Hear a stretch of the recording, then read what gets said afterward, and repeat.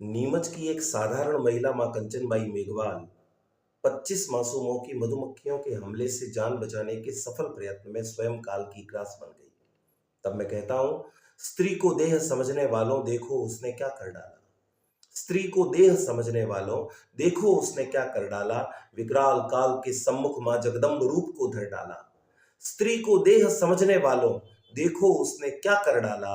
विकराल काल के सम्मुख मां जगदम्ब रूप को धर डाला और अगणित जहरीले डंकों को वह झेल गई हंसते हंसते। हैंडपंप पर कपड़े धो रही थी। उधर सामने आंगनवाड़ी केंद्र के सामने 25 मासूम बच्चे हमेशा की तरह खेल रहे थे। अचानक मधुमक्खियों का हमला हुआ। ये दृश्य जब कंचनबाई मेघवाल ने देखा तो उनका स्त्रीत्व, उनका ममत्व, उनका मनुष्यत्व जगा। दौड़कर आंगनबाड़ी केंद्र में गई।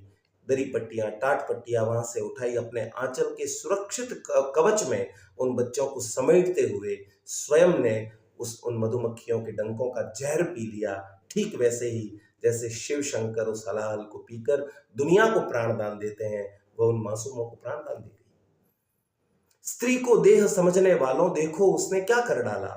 विकराल काल के सम्मुख मां जगदम्ब रूप को धर डाला और अगणित जहरीले डंकों को वह झेल गई हंसते हंसते।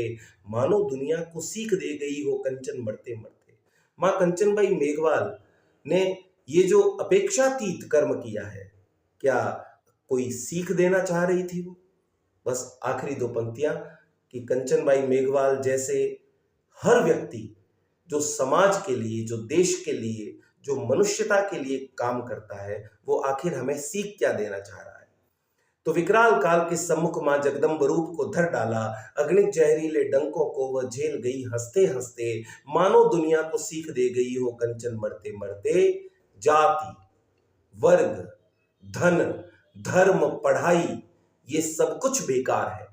जाति, वर्ग, धन, धर्म, पढ़ाई, ये सब कुछ बेकार है। मानव वह है जिसमें मानवता के संस्कार हैं। मानव वह है जिसमें मानवता के संस्कार हैं। सादर प्रणत श्रद्धांजलि, मां कंचनबाई मेघवाल।